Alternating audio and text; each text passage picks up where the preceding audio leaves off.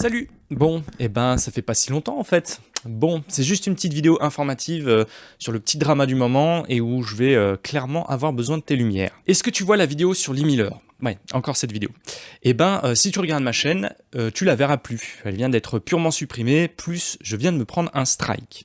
Alors du coup, moi je voulais te donner des explications sur pourquoi, ce qui s'est passé, et les vraies questions que ça soulève selon moi. Alors, commençons par le début. Si tu l'as pas vu, en fait, il s'agit d'un documentaire d'une quarantaine de minutes qui retrace la vie de Lee Miller, qui présente son parcours de photographe et son œuvre, et notamment les photos historiques qu'elle a prises durant la Seconde Guerre mondiale, et qui, pour moi, ont eu une influence majeure dans notre histoire. Cette vidéo, ça a été la plus vue de ma chaîne, hein, plus de 700 000 vues, et je dois dire que les retours, les milliers de commentaires reçus, ça m'a beaucoup touché. Ça m'a même convaincu de faire que du docu, désormais sur la chaîne, voilà, mais ça on va en reparler. Bref, mardi soir, j'ai reçu, via Instagram en plus, bizarre, j'ai cru que c'était un scam, de la part du fonds d'archives Lee Miller, j'ai reçu un message qui me disait de les contacter au plus vite, sans quoi ils allaient supprimer ma vidéo si je leur payais pas des licences pour l'exploitation des images. On parle bien des photos qu'elle a prises, Lee Miller ou David Sherman, etc. Mais des photographies, hein. Toutes les vidéos d'archives ne sont pas concernées, voilà, parce que j'ai utilisé des vidéos qui sont tombées dans le domaine public. Donc j'ai répondu via email, on a essayé de communiquer ensemble, mais ça a été assez difficile. En tout cas, mes arguments les ont clairement pas convaincus. Et c'est là où je vais vraiment avoir besoin de ton opinion, hein, puisque en fait on est majoritairement des photographes ici. Donc leur argument, ça peut être aussi le tien, à savoir, en fait il y a un droit d'auteur, si tu montres les images, faut raquer Coco, hein, show me the money. Voilà, moi je suis moi-même photographe, et pour avoir subi certaines déconvenues, hein, je suis assez tatillon sur mes droits d'auteur aussi. Voilà, si tu vas choper mes images sur mon Insta ou ailleurs, que tu les imprimes, que tu les revends, ou si tu les mets sur ton site web dans une galerie, t'inquiète pas que j'arrive et que ça va chauffer pour tes fesses. Mais si tu prends mes images et que tu les mets sur un article de blog pour parler de mon travail, si tu fais une vidéo dessus en présentant mon parcours, tu sais, c'est le youtubeur là, et que t'en fais une critique, même si c'est pour dire que c'est nul ce que je fais, ça fera mal à mon petit cœur et à mon ego, mais je considère pas que je peux t'en empêcher. T'en fais pas une exploitation commerciale, t'en fais une critique qui s'inscrit dans le cadre de ta liberté d'expression. Et si cette liberté s'exprime sans insulte et sans atteinte à ma dignité, en fait c'est ton droit de dire que c'est nul. Ou dire que c'est bien, hein, aussi, hein, je sais pas pourquoi j'ai pris cet exemple, hein, t'as le droit de dire que c'est génial. En tout cas, t'as le droit de les montrer pour t'exprimer dessus. En France, légalement, ça porte un nom, ça s'appelle le droit de citation. T'as le droit de montrer des extraits d'un film, d'un document, de journaux, d'images, si ça s'inscrit dans le cadre d'une critique, d'une parodie, et surtout aussi dans un cadre éducatif. Aux États-Unis, donc la législation principale sur laquelle se base YouTube, c'est ce qu'on appelle le fair use. Je te propose qu'on regarde ce que dit YouTube sur le fair use. Alors, micro, mon petit Sangoku, il est pas trop chou. Donc, l'usage loyal, donc le fair use. L'usage loyal est un principe légal selon lequel l'utilisation d'éléments protégés par des droits d'auteur est autorisée dans certaines circonstances sans l'autorisation du titulaire des droits. YouTube reçoit de nombreuses demandes de suppression de vidéos qui, selon les titulaires des droits d'auteur, portent atteinte à la loi sur leurs droits d'auteur. Parfois, ces demandes concernent des vidéos qui font l'objet d'une exception à la protection des droits d'auteur ou qui relèvent clairement de l'usage loyal. Alors, les 4 facteurs du fair use aux États-Unis, ça diffère un petit peu selon les pays, mais l'esprit de la loi reste le même. Généralement, les tribunaux cherchent à déterminer si l'utilisation d'un contenu protégé par des droits d'auteur le transforme. Autrement dit, s'il s'agit de savoir s'il ajoute une dimension nouvelle à l'œuvre originale, ou en modifie le sens, ou s'il est simplement une copie de l'original. Je pense pas qu'on puisse dire que j'ai fait une copie de son œuvre. La nature de l'œuvre qui est protégée. L'utilisation de contenus provenant d'œuvres basées sur des faits réels est plus susceptible d'être considérée comme un usage loyal que l'utilisation d'œuvres purement fictives. Je pense qu'on rentre un petit peu dans ce cadre. Là, on parle d'histoire. Les images que j'utilise, elles servent en fait de support visuel aux événements historiques qu'a traversé Lee Miller. notamment ceux de la Seconde Guerre mondiale. Donc la vocation de la vidéo est uniquement éducative et sur une période historique très importante. La quatrième aussi est intéressante. Toute utilisation qui nuit à la capacité du titulaire des droits d'auteur à tirer profit de son œuvre originale est moins susceptible d'être considérée comme un fair use. Là, on parle de photographie, donc l'exploitation se fait majoritairement par une œuvre physique, une impression, un livre, etc. Ou sur le web à destination commerciale, ça peut aussi le faire. Mais là, dans une vidéo où les images apparaissent juste quelques secondes dans un format transformé qui ne permet pas leur exploitation, tu peux rien faire des photos en regardant la vidéo, je suis désolé. Et ça rentre dans le fair use. Je ne dénature pas leur droit à profiter de leurs droits d'auteur sur les images. Si on ne peut pas utiliser, ou plutôt montrer, parce que utiliser, ça peut avoir un sens... Donc si on ne peut pas montrer une œuvre d'un auteur à des fins critiques ou d'explication historique, bah, c'est quand même une contrainte extrêmement forte sur la liberté d'expression. Donc pour moi, bah, tu l'as compris, ma vidéo, selon moi, elle rentre totalement dans ce cadre. Et j'ai essayé de leur faire comprendre, mais leur réponse, ça a été... non, faut payer. Alors la négociation, parce que j'ai essayé de parlementer un peu quand même, ça a été de leur dire, prenez la monétisation de la vidéo, je m'en fiche. Sauf que la monétisation, faut dire qu'elle rapporte pas grand-chose. Alors je sais que c'est 700 000 vues, hein, et que dans l'imaginaire des gens qui sont pas sur YouTube, tu sais, la YouTube monnaie, quoi. Bon, dans la réalité réelle, j'ai pas reçu grand-chose.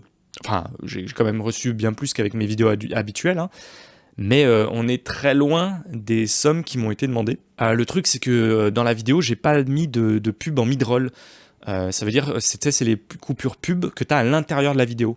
Tu sais, quand ça coupe toutes les 3 minutes. Là. Voilà, pour moi, ça me semble inenvisageable. Quand tu es sur une vidéo où tu es là, tu parles des horreurs de la guerre, et d'un coup, bam, ouf, petite pub pour les gâteaux apéritifs ou d'autres conneries. Ouais, je sais pas, pour info, en fait, YouTube, ça fait des pubs ciblées, hein, tu sais.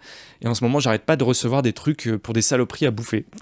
Donc, je pense qu'il a déterminé que j'étais un goinfre. Mais bon, bref. J'ai pas mis ce genre de pubs qui sont celles qui rapportent le plus en général, je pense. Donc, t'as toujours les pubs en début et aussi en fin de vidéo, je crois. Mais en fait, ça, on n'a plus le contrôle, nous, les créateurs. Avant, on pouvait mettre 0 pub nulle part. Mais depuis quelques mois, peut-être plus, YouTube, il a dit non. Voilà, maintenant, si ta chaîne elle est monétisée, on passera toujours nos pubs au début. Voilà. Je sais même pas pour combien de temps on aura encore le droit de choisir de pas mettre de pub à l'intérieur de la vidéo.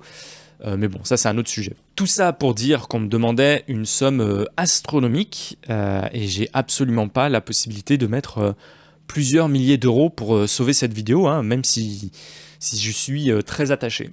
Donc voilà, je leur ai dit je peux pas payer, j'ai pas les sous.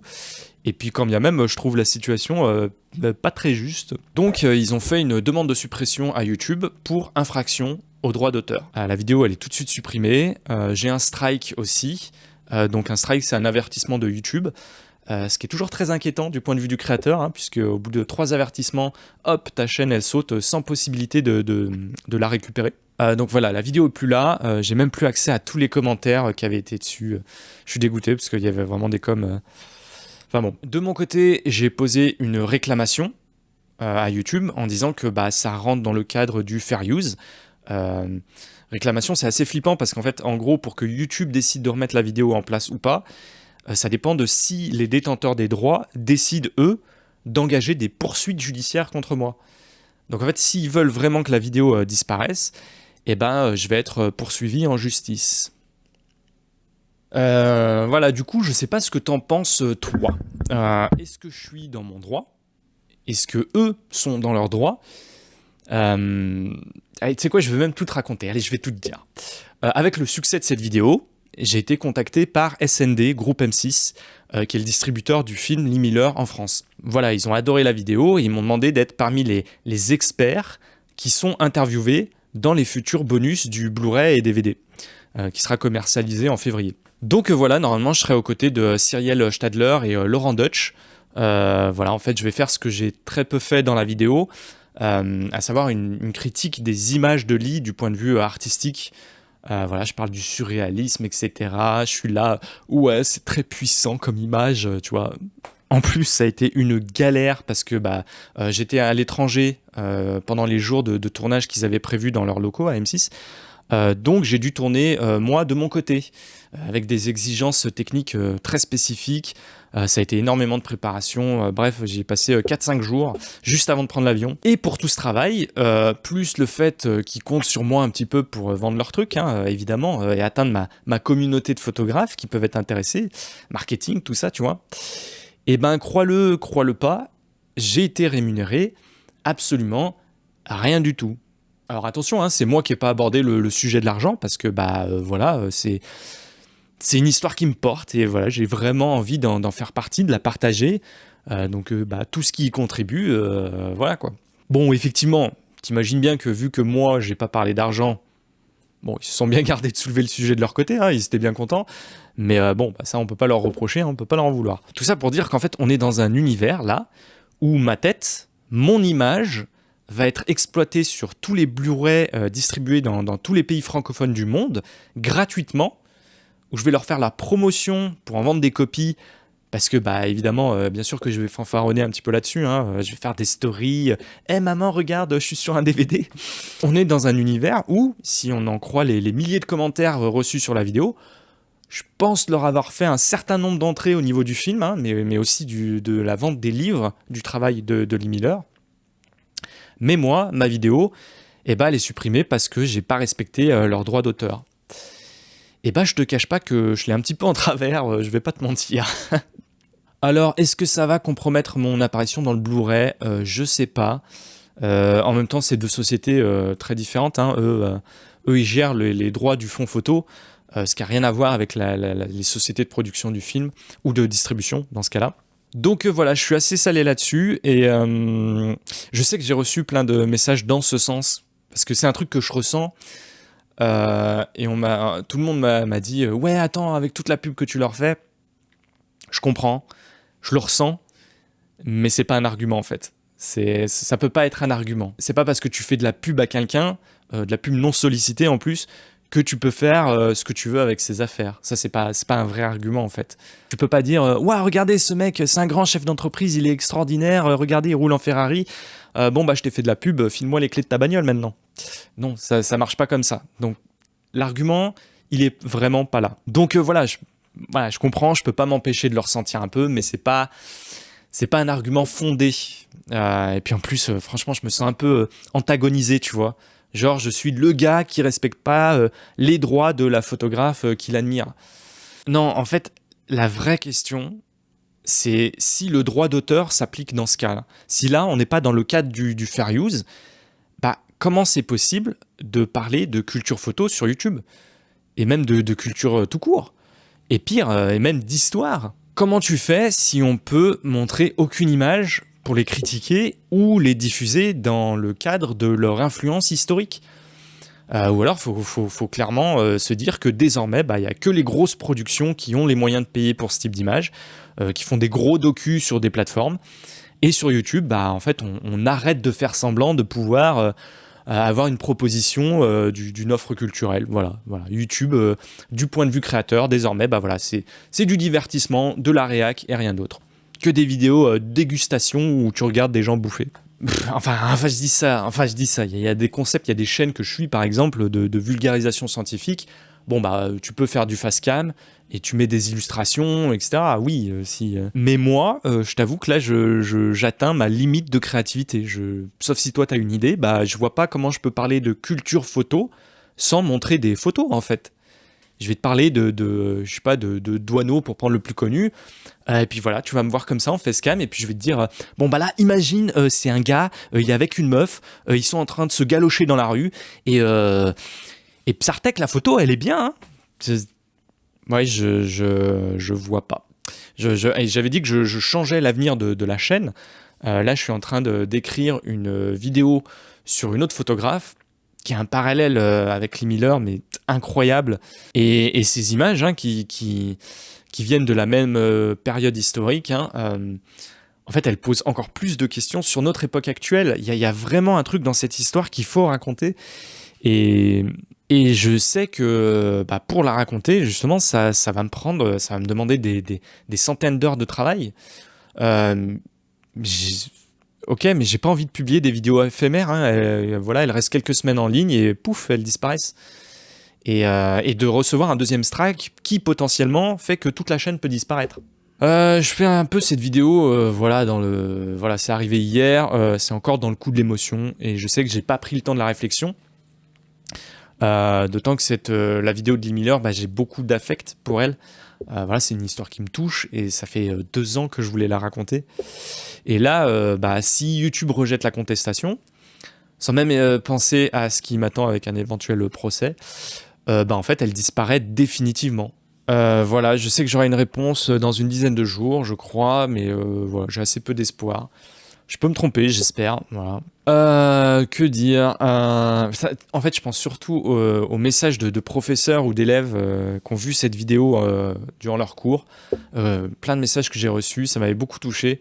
J'avais même rencontré une classe comme ça au salon de la photo, je m'en souviens, on avait posé ensemble. Je sais pas quoi dire, peut-être pour des trucs éducatifs, j'essaierai de l'envoyer via un lien de téléchargement. Voilà, si vous êtes prof, je sais pas si j'ai le droit, peut-être si elle est pas sur une plateforme de diffusion, donc je verrai dans une dizaine de jours. Je sais pas. Voilà, écoute, moi j'attends 2 choses de ta part. Déjà ton opinion, parce que peut-être qu'en fait que je suis dedans et que je suis encore matrixé par le truc et que j'ai pas pris le temps de la réflexion.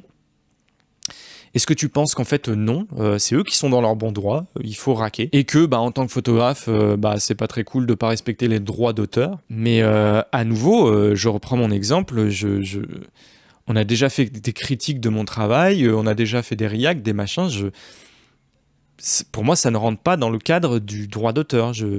Et surtout, du coup, si tu me donnes cet argument, explique-moi, du coup, ton point de vue, quid de la diffusion de la culture. Voilà, moi, j'arrive pas à voir les choses comme ça. Peut-être que toi, tu auras des arguments qui me feront comprendre que, si. Et enfin, le deuxième truc, tu as peut-être des connaissances, enfin, tu as peut-être accès à des personnes à qui je pourrais te poser des questions. Du genre, en fait, est-ce que tu connais des youtubeurs qui sont dans un cas similaire? Je pense qu'il y en a plein. Moi, je connais personne dans le milieu directement, mais peut-être que toi, tu sais comment contacter, par exemple, des gars comme... je t'ai souvent dit que j'adorais ces vidéos, donc Nota Bene, qui fait de l'histoire, et qui utilise certaines images, et ce qui met vraiment 15 000, 20 000 balles par vidéo, juste pour des droits d'auteur, des images historiques. Pas des images de stock que t'achètes sur des sites spécialisés, non, vraiment les images historiques. Moi, ça me paraît... ou alors, ça s'est vraiment professionnalisé, YouTube. Et ok, moi, je te dis tout de suite, j'ai pas les moyens d'être dans ce game. Hein. Vraiment, faut m'oublier. Mais même pour tout, je veux dire, je sais pas, ouvre YouTube, la plupart des vidéos, elles utilisent du matériel qui est copyrighté. Mais t'as toujours un aspect transformatif de l'œuvre pour en faire une critique. Critique, c'est pas dire, ouais, c'est nul, c'est parler d'une œuvre. Même, je sais pas, t'as plein de... Bon, j'étais au Japon, là, sur YouTube, t'as plein de vidéos qui parlent des mangas.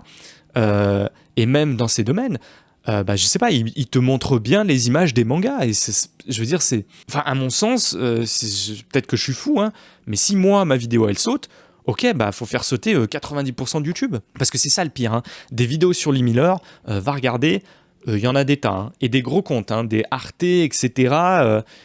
Et je vais être franc, je pense pas qu'ils aient payé non plus. Mais je peux me tromper. Mais je pense pas. Ou alors, voilà, peut-être qu'il y a aussi cette option, hein, c'est moi qui suis mal tombé avec eux, et voilà. C'est juste, moi, ils se sont dit, waouh, la vidéo, elle marche un peu mieux que les autres. On va faire un exemple. Et peut-être que pour les prochaines vidéos, j'aurai pas de soucis, je sais pas. Parce que je vais essayer de faire la prochaine, mais je te dis tout de suite, si elle saute, j'arrête en fait. C'est déjà tellement un supplice de devoir éditer en pensant à la censure YouTube, les mots que tu peux pas prononcer, les images que tu peux pas afficher. C'est pour ça qu'il y en a beaucoup qui étaient floutés dans la vidéo. Ce qu'on m'a reproché, tu insultes le travail de Lee Miller en floutant. J'ai pas le choix, sinon tu vois pas la vidéo sur YouTube. Donc si t'es en lutte contre YouTube et ensuite en lutte pour les droits d'auteur, stop, j'arrête. Je te dis franchement, j'ai pas la force. Hein.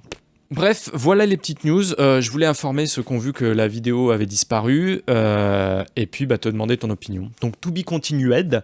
Je te tiendrai au jus de la décision de YouTube sur Instagram.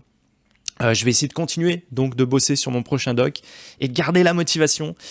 Mais je t'avoue que le moral, il n'y est pas forcément. Voilà. On verra. Des bisous.